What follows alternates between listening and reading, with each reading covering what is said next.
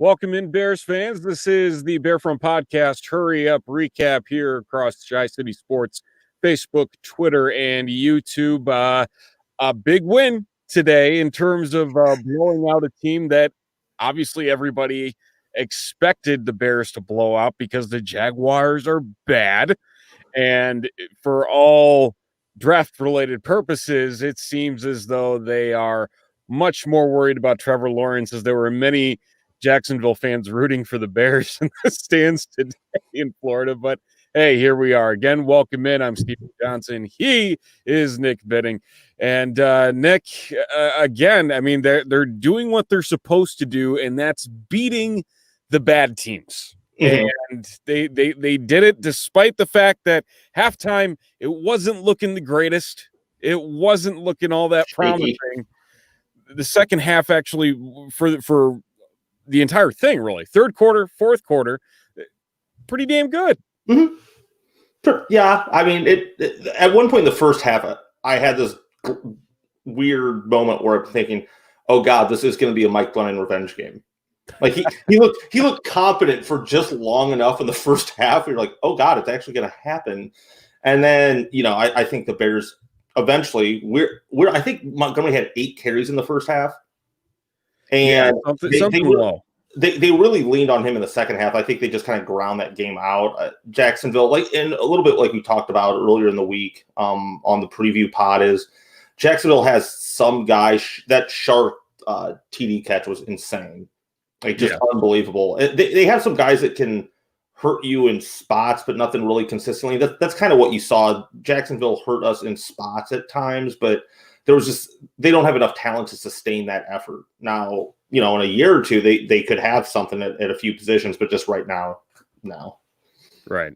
It's again an interesting game, 41-17, and interesting also with the fact that the Bears managed to score 21 points in the third quarter, which I'm still trying to wrap my mind around, which is easily the most that they have had all season, as we are all aware of their third quarter mishaps that have happened time and time again.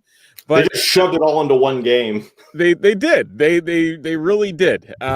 So with this 8-7 on the year, Jacksonville getting a victory of their own, securing the number 1 overall pick, winning the Trevor Lawrence Derby, with the Jets somehow winning their second straight game, and the Browns trying to keep up their apparent streak of not making the playoffs with as bad as they look today against New York. But nevertheless, I mean, there's so many different places we can start here with the good and even the bad to an extent. I mean, really, we kind of touched on it a little bit there, with the first half not necessarily being what a lot of people anticipated. It's 13-10, only because of an errant throw by Mike Glennon, putting the Bears back into field goal range. And I mean, this coming also after a Mitchell Trubisky duck of a throw in the end zone, which the play went on forever. And it was one of those throws. And it's one of the things that we heard multiple times through the broadcast today was, if they can just get the decision-making correct for Mitch, then this offense can be a lot better. And it's like, really, tell us something we don't know. If the quarterback wasn't bad, the team would be better. Yeah. Wow. Great analysis. And really, you look at that play and where he was throwing, and it's like, where were you throwing? I don't know where you were throwing, but here we are. If you pause that right before the ball gets there, it looks like a Hail Mary at the end of the half or a game. There's so many people crowded into an area. It legitimately just looks like a jump ball. And then he also got away with another throw that Jacksonville dropped because they're the Jaguars. Yep. That he just stared it down the entire way across the field, and that safety was sitting on it. It wasn't Mitch's best game. It wasn't by far his worst, but it was kind of funny reading, like watching that game in context of the Schefter tweet that came out right before the game about how around the league, teams have said, Mitch has maybe played himself into being re-signed with the Bears. And I tweeted out, I said, basically something to the effect of, if NFL teams want to pay Mitch Trubisky to throw for 250 yards a game and look average, by all means, go for it.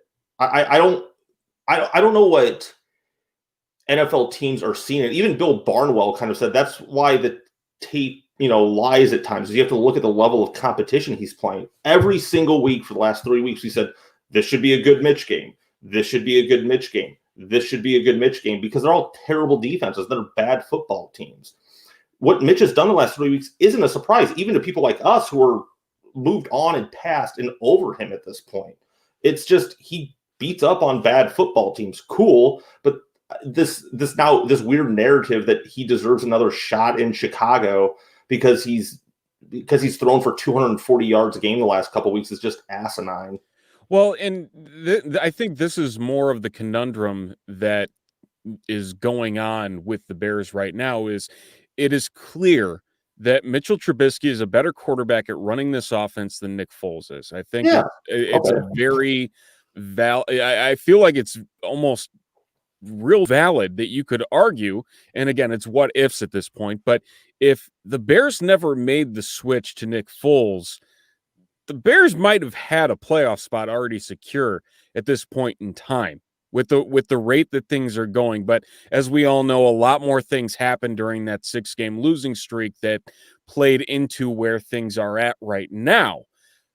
However, with the way that this team is set up, with the way that things are currently looking towards 2021 in terms of the salary cap, in terms of the contracts that are up, specifically Mitch and specifically Foles, which the Bears are not going to get out of, that's, again, dumping a lot of money into the quarterback position when they would be making, honestly, a really idiotic move to not go and draft a quarterback early in the draft in round 1.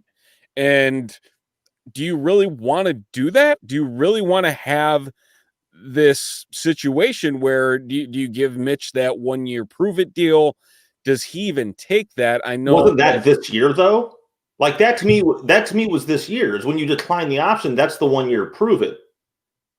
Like that, right. that would be my logic on it. Is like this was your 1-year prove it, and you got benched, and you conveniently missed the games against the best teams on the schedule. And when you came back and played a really good team on the schedule, you got your butt beat on national television. Right. And again, it's one of those, there's so many different avenues that the Bears can take with this, because if this is a team that still feels like they can be competitive in 2021 with the personnel that they have, which, again, with the way that we're hearing things and that Matt Nagy's saving his job and the fact that that defense is still, for the most part, under contract for next year, it's a situation where can you really go in with Nick Foles as your starter week 1, 2021? And I can't envision that happening. I just can't, because I can't, but that doesn't mean it has to be Mitch. Like, this isn't binary. It's not Foles or Mitch. I mean, there's obviously another option sitting out there on the table. And the Nagy stuff is just dumb too. It's weird to see the narrative around him change as you have people caping for him now, saying Matt Nagy giving a play calling shows how good of a coach he actually is. What? No. He gave up play calling because he was bad at it. People have been calling for this for a year. He was a year late in doing this. And lest we forget, coming off a bye week against our rivals on national television, we got pantsed and embarrassed. And that, to me, shows what a terrible coach he is. And the funny part is now is you see people, and this works both ways. This cuts for and against him on social media. Is you see people on both sides of it. When there's a good play call, great call by Nagy. I thought he gave a play calling, and then was the bad one, they're still blaming him. And that's the cluster that this organization is right now. You don't even know where to give credit to good and bad things that occur on the field because you have no idea like what's going on behind the scenes. Now, granted, maybe we don't need to know, but I think it speaks to the dysfunction of this organization that when something good happens on the field, especially on offense, we're not quite sure who to give credit to. And when something goes bad, we're not quite sure who to give credit to. He is absolutely a fraud. I've been on the fire Matt Nagy bandwagon for probably about a year now. He needs to go. And if he saved his job beating up on bad football teams, God help us.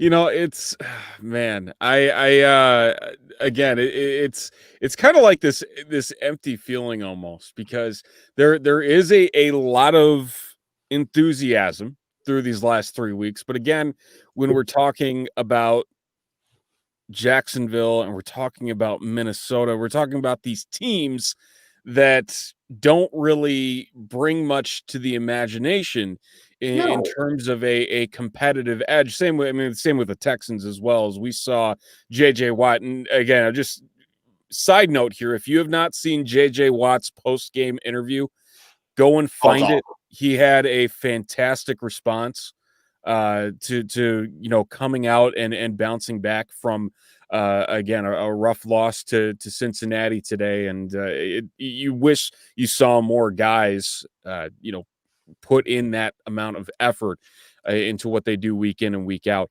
But going back to this point here, again, it's going to come down to defeating a team that is going to be a potential playoff opponent.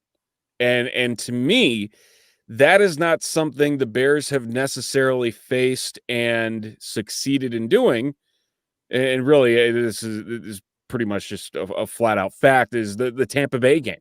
I mean, there really has not been a situation in which you could say, wow, like they figured this out. They got a solid victory over a playoff team. You look at the rest of the Bears' victories this year, it's not much to call home about. It really isn't. No, You have the Lions, you have the Falcons, you have the Bucks, the Vikings, the Jaguars, the Texans. I mean, there's not a lot to hang your hat on. And again, we're talking just a little over a month ago when the Packers and Bears faced off at Lambeau. It wasn't pretty.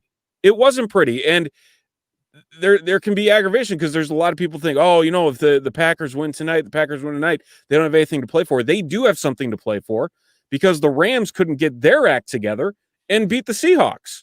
If the Seahawks would have lost today, the Packers could have won tonight, and that would have been it. Mm-hmm. And now, instead, it's a win and get the bye for the Packers next weekend.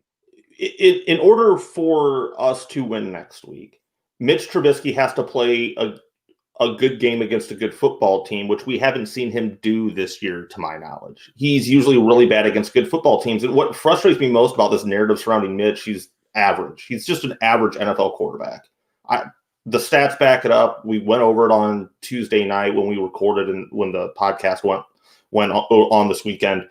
He's just an average quarterback. And that's okay if that's what you like, but he is. And the thing that's turned this Bears offense around is playing bad football teams and David Montgomery, who I'm still eating crow on because he has absolutely turned it on the last 3 or 4 games. That's what's turned the season around, not Mitch. Mitch might be better running this offense than Nick Foles, but that to me, you look at him statistically, and he's not doing anything fantastic. David Montgomery has turned himself into a legitimate NFL running back behind an offensive line that still probably isn't very good and against bad football teams. That's awesome. Here's the thing. Mitch needs to come out and prove it next week. Like flat out. Like I'm tired of, just the narrative surrounding him the last few weeks. Oh, the team's responding to him. No, the team's responding to David Montgomery turning into a unicorn before our eyes at the running back position. That's what the team's responding to, and to terrible football teams across the ball from them. I mean, you still can't discount the fact that the 4 straight games of scoring 30 or more. I mean, that's something that you still have to hang your hat on. And really, I will say this, is beating the bad teams on your schedule is what you were supposed to do. Yeah. And we have seen many teams, many playoff teams, not accomplish that as of late. And so, I mean, there's 2 sides to it. They're doing what they're at least supposed to be doing. I mean, we saw the Rams lose to the Jets. We saw the Steelers lose to the Bengals. I mean, they're at least doing what they're supposed to do. 100%. And they're getting to a point, and they're getting better. They're getting better at least trying to facilitate a rhythm. And again, Bill Lazor has done enough. Is it him? We don't know. Well, I don't. There's too much getting Mitch out of the pocket for this to be Matt Nagy, and there's no jet sweeps happening. So this isn't Matt Nagy calling these games. There aren't 10 a game. Yeah, there aren't 15 ill-advised screen passes. Right, exactly. And you have Montgomery getting the ball 20 plus times a game. This is not Matt Nagy calling the plays. There is no scent of this. Of Matt Nagy calling the plays. And so, again, it's at least to that regard, giving a little bit of hope, but it's not going to be easy. It's not going to be easy whatsoever in terms of making this happen. Where the scenarios currently stand, the Bears sit at a win and in. Simple as that. If they lose, they need the Cardinals to lose to the Rams, who might be without Jared Goff, who apparently broke his thumb today. And after the games, somebody asked him about it, and he said he just shifted it back in. I'm like, how do you shift a broken thumb back in and keep playing? I don't know how that happens, but here we are with a potential Rams offense being led by the one and only John Wolford of Wake Forest lore. That was undrafted in 2018. That is the only other quarterback currently on the Rams active roster. So take with that what you will. Otherwise, that the only other thing that can kind of shift up the Bears, there's still a possibility of a 6 seed, not the 7, but the 6, if both the Bears and the Cardinals win. And that means the Rams drop out of the playoffs altogether. Which no John Wolford in the playoffs, that'd be terrible.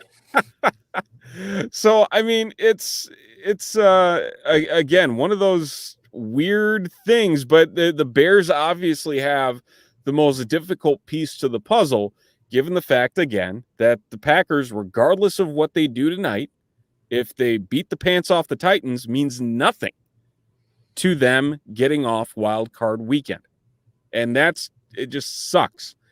It just really sucks. It does, because I think I texted you right before we went on the air. I think Aaron Rodgers' touchdown to interception ratio right now for the season sits at 43-4, and meanwhile our franchise is talking about re-signing a quarterback because he's throwing for 250 yards a game against 1-14 football teams. Like, that is such just a disparate example of our organizations right now between the Bears and Packers. It's just hilarious.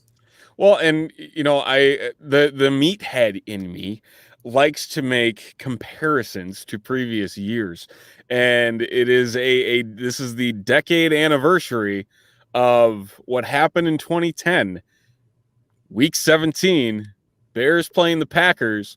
Bears had the opportunity to keep said Packers out of the playoffs with a victory over the Packers. That did not happen. And the Packers sneak into the playoffs, run the table, win the Super Bowl. So maybe after a decade, the tables are turned. That is my meathead comment of this recap. I cannot go on that journey with you, Stephen. That is a vision quest that you have to embark on upon your own.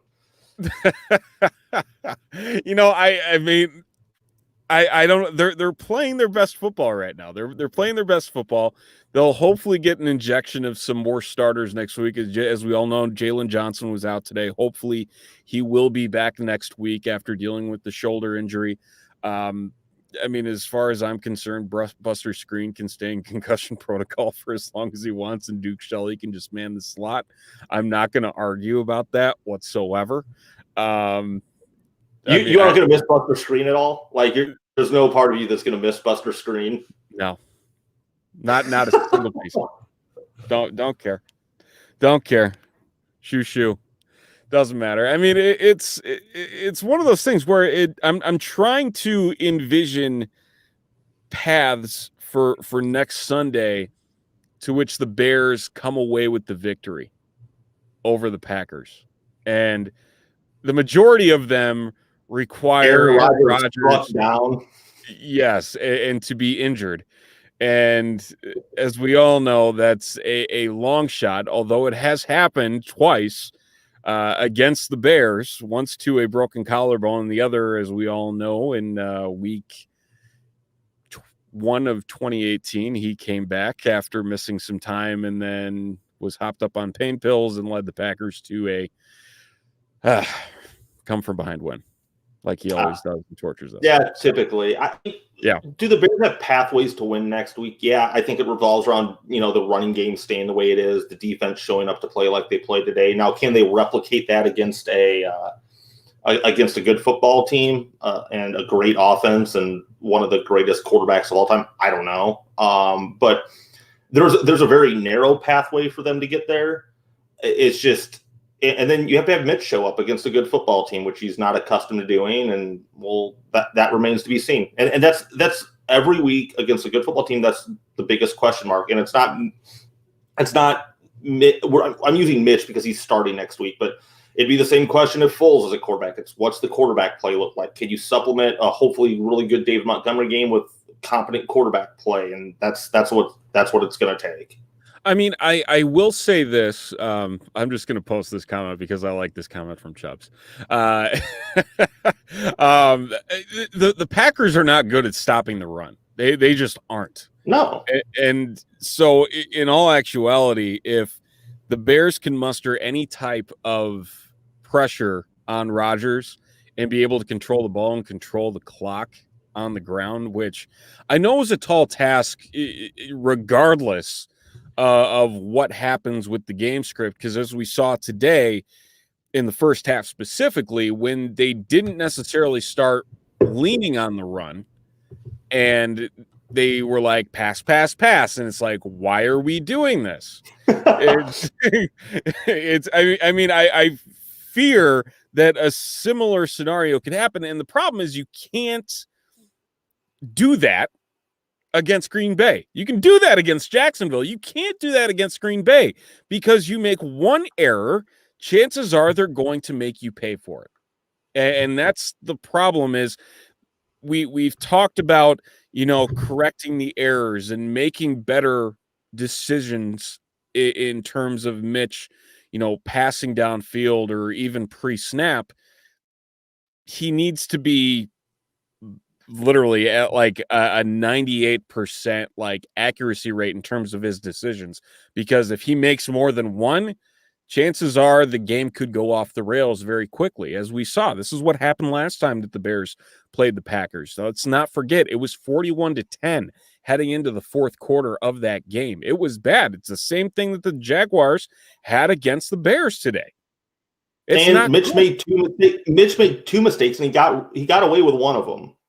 Now, right. The Packers defense isn't world beaters, but you can't take points off the board in the red zone the way Mitch did on his first pick, and you can't make that throwing error that you made against Jacksonville on that second interception that they dropped. You just can't. Good teams are going to make you pay for that, and if you get away with it next week, hat tip to you. But that's typically a mistake that a good team doesn't let you get away with, and it comes down to him. And look, if he beats the Packers next week, awesome. I still think it's going to hinge more on the way Montgomery plays and if the defense shows up, because the defense performance last time against Green Bay, they were out of it from the word go. The defense just did not show up the first time. So and I did see a comment earlier, and it was talking about how Akeem Hicks didn't play in the first Packers game. Yeah, he didn't. Neither did the rest of the defense. Well, I mean, to be fair, Akeem Hicks isn't going to make up that type of deficit. It needs to be a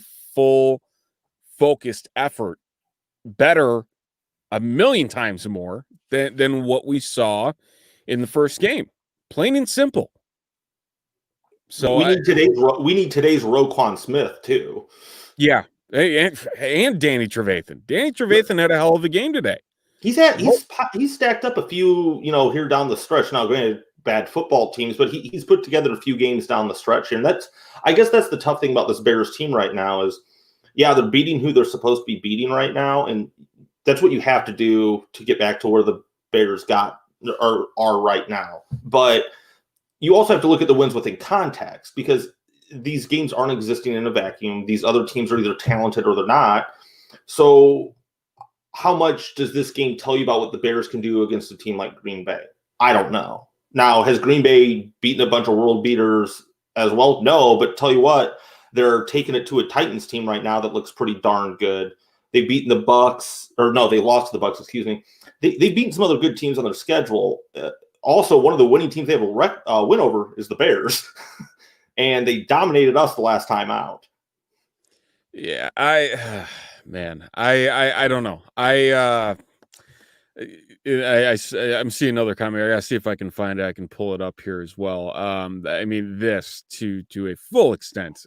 He's been very forgotten and not mentioned enough this year. Man, I mean, it is going to be so great to have Eddie Goldman back in 2021. I am going to be so happy to have him back anchoring the defensive line, because I tell you, it just what he could do. And I mean, John Jenkins has been doing okay anchoring the middle.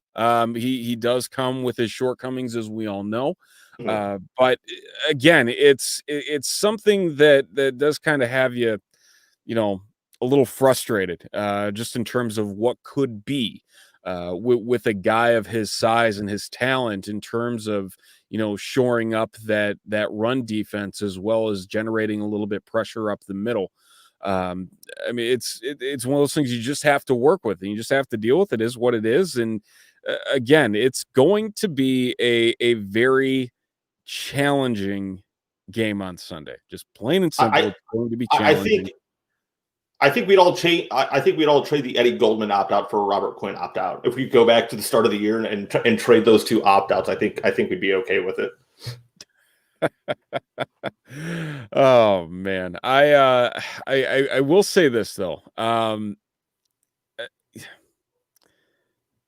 Based on everything, I do feel like there's a better chance of the Bears beating the Packers than a John Wolford led Rams team beating the Cardinals. Yeah.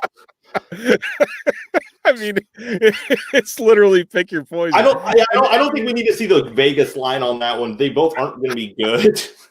Oh man, it's not going to be pretty. I don't think that's going to be pretty by any means. And again, I think it's going to be one of those situations where we're all just praying that Goff can do something, just anything. You might be better than John Wolford. Oh man, just there's so many options out there where it's like literally you can throw them out there with 5 days of practice and be like, go and start for us, and it would be better than John Wolford, who's never taken a snap in an NFL regular season game. This game next week could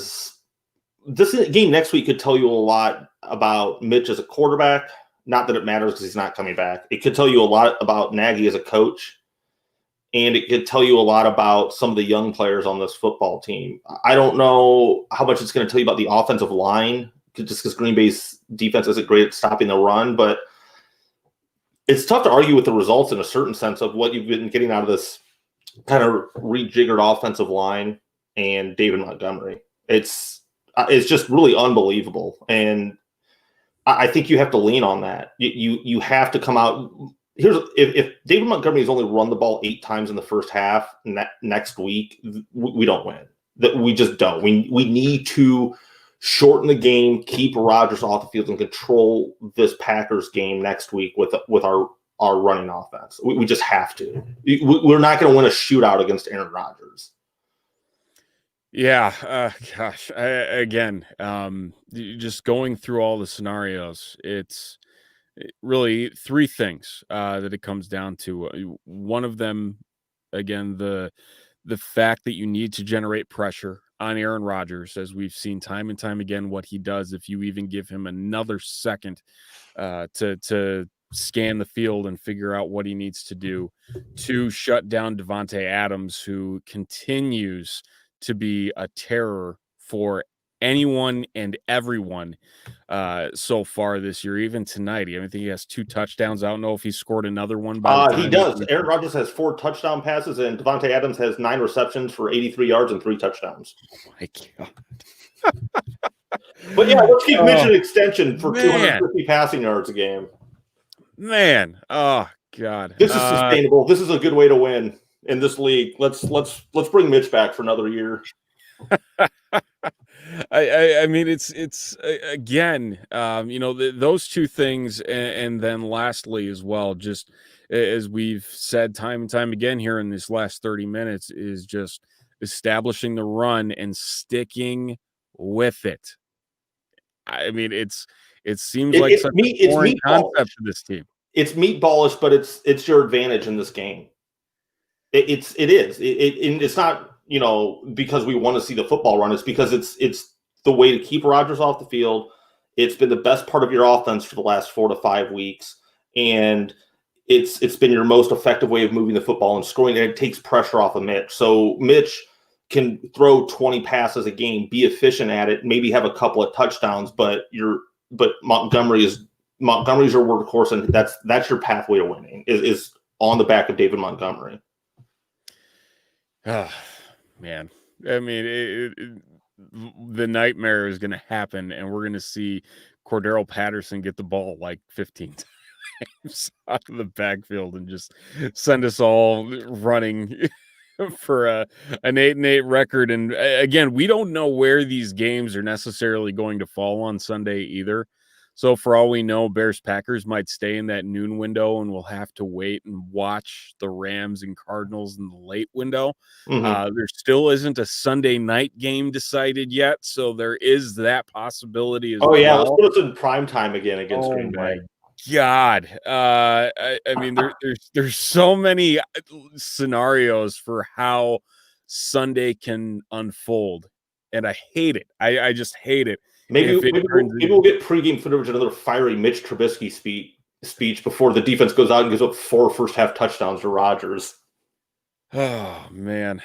I mean, it's thankfully there are 2 scenarios in which the Bears can get to the playoffs. And if you get in, anything can happen. Anything can happen.